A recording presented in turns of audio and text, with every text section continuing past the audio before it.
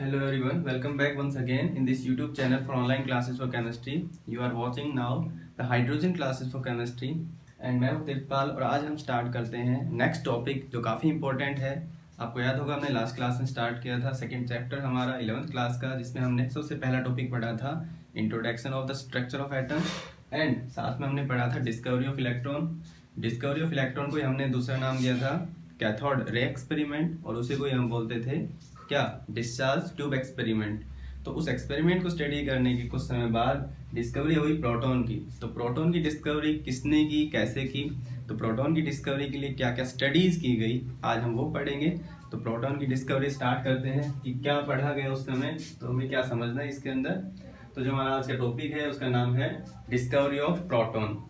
जैसे discovery of electron को हम कैथोड रे एक्सपेरिमेंट बोलते हैं, एग्जैक्टली वैसा ही डिस्कवरी ऑफ प्रोटॉन को हम कैनाल रे एक्सपेरिमेंट बोलते हैं। ठीक है, इसको हम एनोड रे एक्सपेरिमेंट भी बोलते हैं। क्या होता है ये एक्सपेरिमेंट, देखिए सबसे पहले इस एक्सपेरिमेंट में हुआ ये कि एक कांच की ट्यूब ली गई जिसको हम बोलते हैं डिस्चार्ज ट्यूब। एक ऐसी ट्यूब जिसमें किसी न किसी गैस को फिल कर लिया जाए उसे हम बोलते हैं डिस्चार्ज ट्यूब। उस ट्यूब में दो होल किए गए और दो मेटल प्लेट्स लगा दी गई। एक का नाम रखा एनोड, दूसरे का नाम रखा हमने कैथोड। लेकिन इसमें जो कैथोड है उसकी बनावट थोड़ी अलग प्रकार की होती है, इसको हम परफोरेटेड कैथोड के रूप में इस्तेमाल करते हैं। इसके साथ ही यहाँ एक गैल्वेनोमीटर जोड़ा जाता है जो यहाँ करंट के अमाउंट यानी वोल्टेज को बताता है, करंट को बताता है। उसके बाद में यहाँ पर हमने एक बैटरी जोड़ दी, इसका पॉजिटिव टर्मिनल इसका नेगेटिव टर्मिनल, इन दोनों को सीरीज में जोड़ दिया और एनोड और कैथोड से कनेक्ट कर दिया। तो ये होता है हमारा एपरेटस फॉर द कैनाल रे एक्सपेरिमेंट। तो इस एपरेटस को कनेक्ट करने के बाद जैसे ही हमने बैटरी कनेक्ट की, इसके अंदर ऑब्जर्वेशंस क्या आती हैं, ऑब्जर्वेशंस ये आती हैं कि अगर हम एक बहुत हाई वोल्टेज अप्लाई करें इसके अंदर, जब हम एक हाई वोल्टेज की बैटरी अप्लाई करें तो जो इसके अंदर गैस है, वो जो गैस है अगर उसका प्रेशर बहुत कम लिया जाए, क्या हाई वोल्टेज लिया जाए यानी 10,000 वोल्ट लिया जाए और जो प्रेशर है वो काफी कम लिया जाए, तो ऐसा पाया जाता है कि एनोड के जो अपोजिट वाला ग्लास है ये ग्लो करना स्टार्ट करता है। तो इस एक्सपेरिमेंट की ऑब्जर्वेशंस यही थी कि एनोड के अपोजिट एंड के ऊपर जो ग्लास है वो ग्लो करना स्टार्ट करता है। अब ग्लो करना स्टार्ट करता है, ये तो बात हुई ऑब्जर्वेशन की। इस ऑब्जर्वेशन को समझ के इस एक्सपेरिमेंट के अंदर प्रोटॉन की डिस्कवरी कैसे हुई इसके लिए एक्सप्लेनेशन दिया गया इसके आगे। इसमें कहा यह गया कि जैसे ही हम बहुत ज्यादा हाई वोल्टेज अप्लाई करते हैं किसी गैस के ऊपर, इसके अंदर जो पार्टिकल्स हैं ये सभी पार्टिकल्स किसके हैं, किसी ना किसी पर्टिकुलर गैस के, ये कोई भी गैस हो सकती है। तो होता क्या है कि जब इस गैस के ऊपर एक हाई वोल्टेज अप्लाई करते हैं हम लोग, तो होता ये है कि एनोड से कुछ मटेरियल पार्टिकल जो दिखाई नहीं देते, इनविजिबल पार्टिकल्स यहाँ से ओरिजिनेट होते हैं और सारे के सारे कैथोड, परफोरेटेड कैथोड के थ्रू जाकर कहाँ स्ट्राइक करते हैं, ग्लास के ऊपर। और ग्लास के ऊपर स्ट्राइक करने के बाद ये क्या करना लगता है, यहाँ से ग्लो करना स्टार्ट करता है।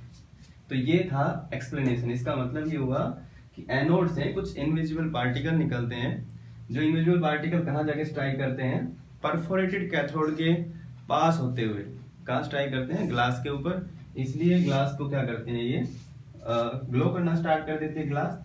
और ग्लास को ग्लो करना स्टार्ट करने के बाद ये हम समझ पाए इससे कि जरूर यहाँ से कुछ ना कुछ मटेरियल पार्टिकल निकले हैं। मटेरियल यानी कुछ ऐसे सब्सटेंस जिनमें या तो अपना कुछ चार्ज हो या अपना कुछ मास हो, उसे हम बोलते हैं मटेरियल। तो ये बात हुई ऑब्जर्वेशन और इनके एक्सप्लेनेशन की। तो इसके बाद में डिस्कवरी हुई कि कुछ रेज निकलती हैं एनोड से, जिनको नाम ही क्या दे दिया गया, एनोड रे या फिर canal ray. Canal ray, what are canal ray? Canal ray are the invisible radiations that are emitted from the anode in through the perforated cathode, they strike on the glass and due to which the glass glows. In the canal ray experiment is called as the canal ray. Anode से निकलती हैं इसीलिए इनको anode रे भी बोल दिया जाता है। तो ये बात हुई कैनाल रेज की या एनोड रेज की। अब नेक्स्ट बात ही क्या आती है, नेक्स्ट बात ये आती है कि एनोड या फिर कैनाल रेज जो भी होती हैं उनकी प्रॉपर्टीज क्या होती हैं। What are the properties and the characteristics of anode ray and canal ray? तो अगर हम बात करें इनकी प्रॉपर्टीज की, तो इनकी प्रॉपर्टीज कुछ सिंपल वैसी हैं जैसे कि कैथोड रेज के लिए होती हैं, लेकिन इनकी प्रॉपर्टीज में थोड़ा सा बदलाव है क्योंकि वो कैथोड से निकलती थी और ये एनोड से निकलती है। कुछ प्रॉपर्टी सेम है, कुछ प्रॉपर्टी डिफरेंट है। क्या, जैसे हम बारी बारी स्टडी करें इनको। सबसे पहली बात, एनोड रे travel in a straight path. Exactly वैसा ही जैसे कैथोड रे स्ट्रेट पाथ को फॉलो करती हैं, एग्जैक्टली वैसे ही एनोड रे भी क्या है, स्ट्रेट पाथ को फॉलो करती हैं।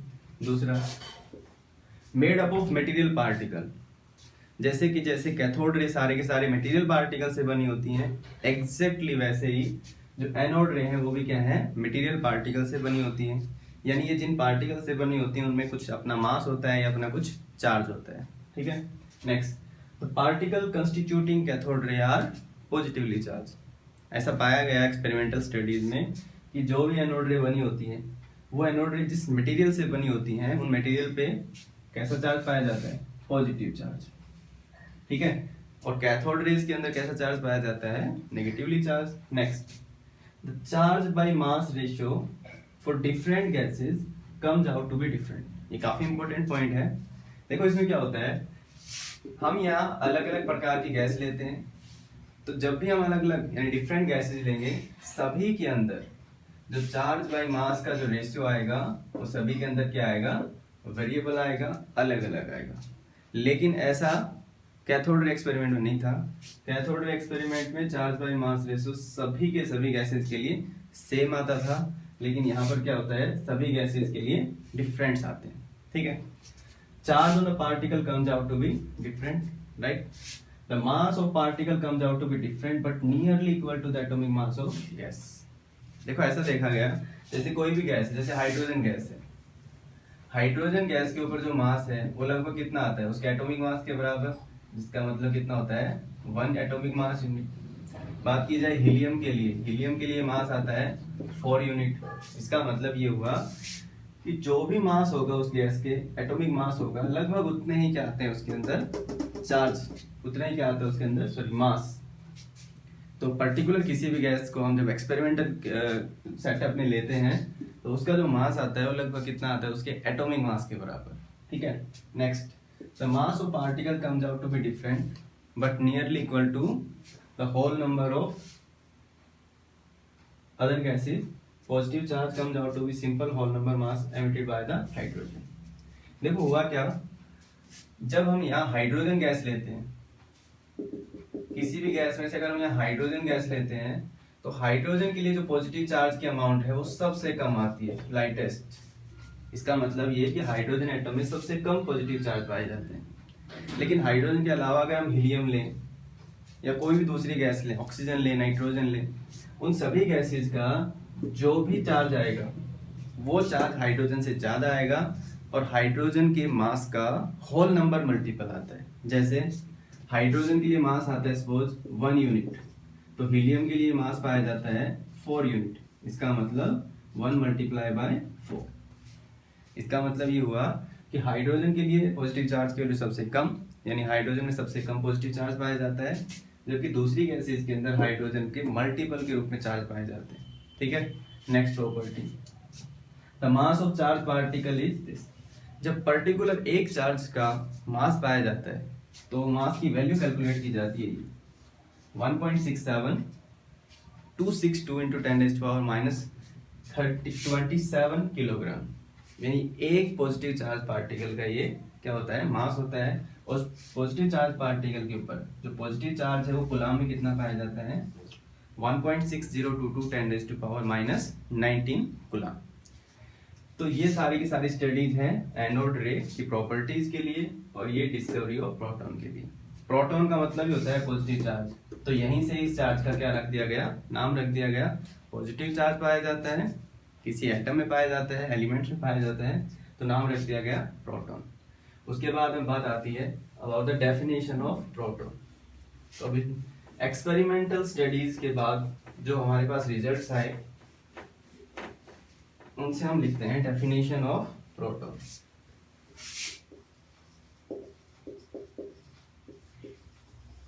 डेफिनेशन ऑफ प्रोटॉन, देखो डेफिनेशन ऑफ प्रोटॉन हम कैसे लिखेंगे।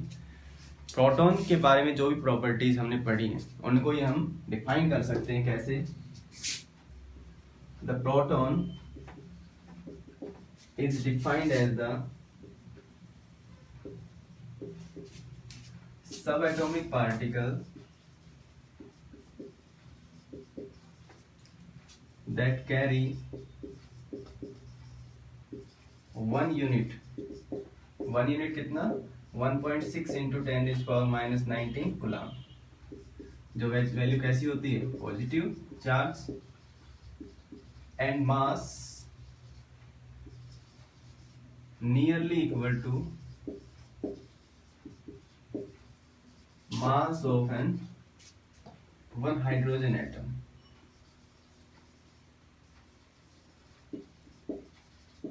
तो ये कहलाता है वन प्रोटॉन। वन प्रोटॉन वो सब एटॉमिक पार्टिकल होगा जिसका मास कितना होता है, लगभग एक हाइड्रोजन एटम के मास के बराबर, और जिसपे चार्ज कितना होता है, पॉजिटिव चार्ज पाया जाता है, और कितना 1.6 इंटू 10⁻⁻19 कूलम।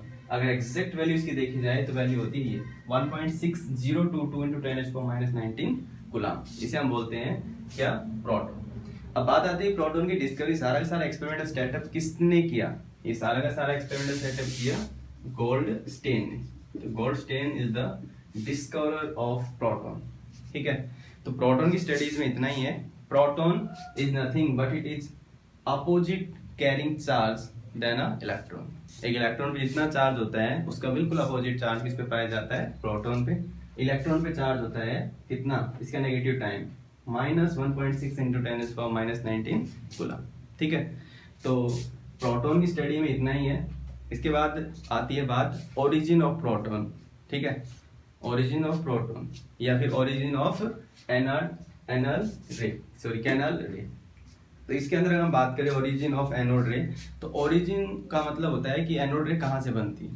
एनोड रे कहाँ से बनती है, अभी हमने सेटअप देखा था। एनोड रे originated from the anode in the discharge tube experiment, in the experimental setup of the discharge tube, right? तो मटेरियल पार्टिकल कैसा होता है, इन पे पॉजिटिव चार्ज होता है, पॉजिटिवली चार्ज पार्टिकल्स होते हैं, इन्हीं को हम बोलते हैं द कैनाल रे और द एनोड रे।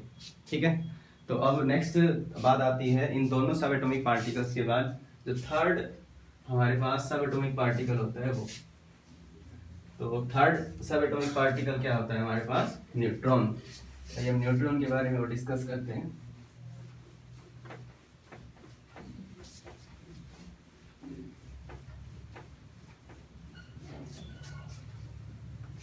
नेक्स्ट इज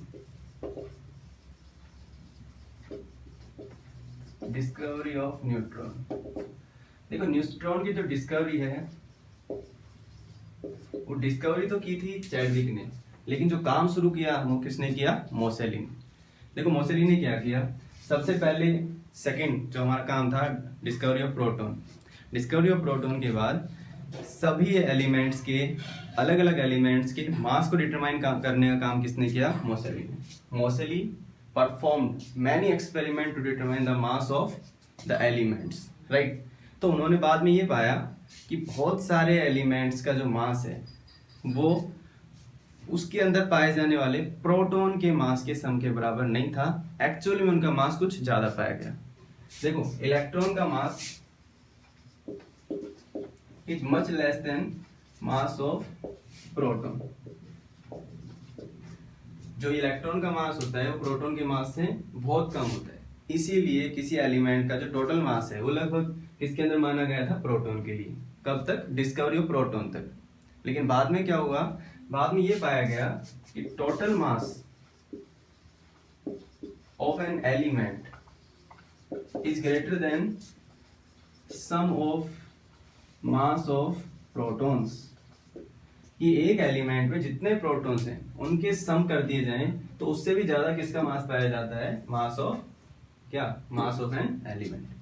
तो ये मोसेली ने तो करके दिखा दिया, लेकिन वो ये नहीं बता पाए कि इसके अंदर ऐसा है क्या। मोसेली ने इसके बाद में साइंटिस्ट आए चैडविक, उन्होंने ये कहा the element contain some neutral particles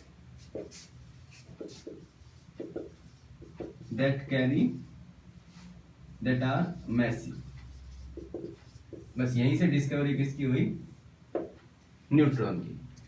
Chadwick ने ये बताया कि अगर किसी एटम का या एलिमेंट का जो टोटल मास है वो प्रोटॉन के मास के सम के बराबर नहीं है, इसका मतलब जरूर किसी एलिमेंट में कुछ ना कुछ न्यूट्रल पार्टिकल्स हैं और जिनके अंदर कुछ ना कुछ वजन भी पाया जाता है।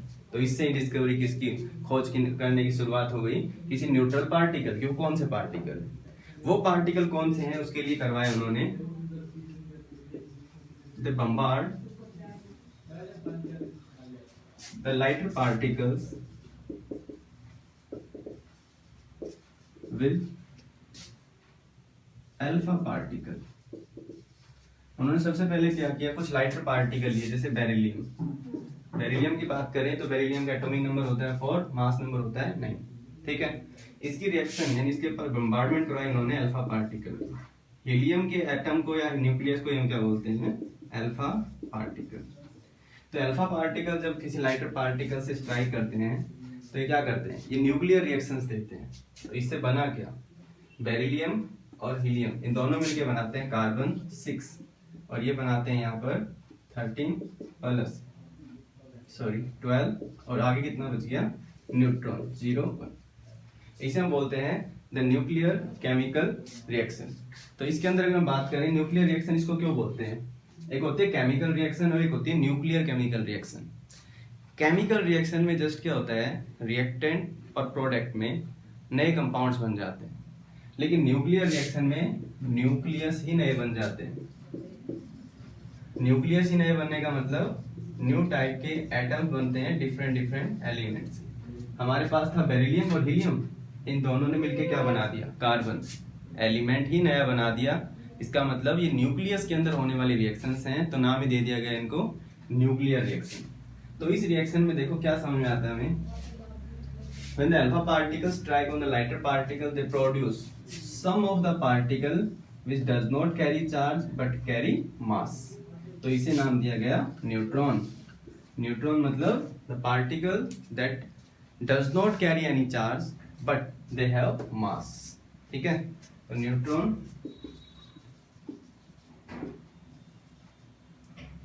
have no charge but are massive। इसके बाद डेफिनेशन लिखी गई न्यूट्रॉन की, वो क्या, the neutron are subatomic particle that carry no charge but mass nearly equal to mass of hydrogen atom। इसका मतलब इसमें कोई चार्ज नहीं होता, लेकिन इसका जो मास है वो एक हाइड्रोजन एटम के मास के बिल्कुल बराबर पाया जाता है, लगभग बराबर पाया जाता है, ठीक है। तो अब तक हमने क्या किया, अब तक हमने इन तीनों की स्टडी कर ली। कल की क्लास में क्या, लास्ट क्लास में हमने किया था स्टडी ऑफ इलेक्ट्रॉन, आज हमने किया study of proton, study of neutron. अब बात आती है इनको तीनों को सम अप करके हमें याद क्या रखने, ठीक है। तो हम इन तीनों के बारे में डिस्क्रिप्शन रख लेते हैं एक, क्या देखिए,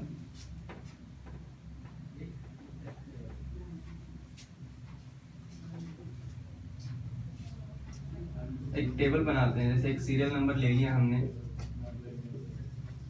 सब एटॉमिक पार्टिकल्स ले लिए हमने, राइट। उन सभी का चार्ज ले लिया, उन सभी पे रिलेटिव चार्ज लिखा हमने, और सभी का हमने मास लिखा।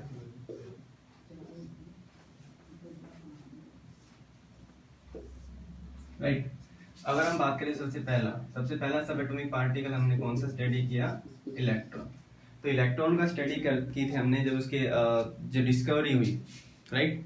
उसकी डिस्कवरी का श्रेय किसको जाता है, थॉमसन को, एटॉमिक इलेक्ट्रॉन की डिस्कवरी, राइट। चार्ज कितना पाया गया उसके ऊपर, बात करें अगर इलेक्ट्रॉन पे चार्ज कितना पाया जाता है 1.6022 इंटू 10⁻⁻19 कूलम।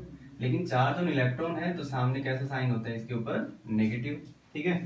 अब बात करते हैं रिलेटिव चार्ज।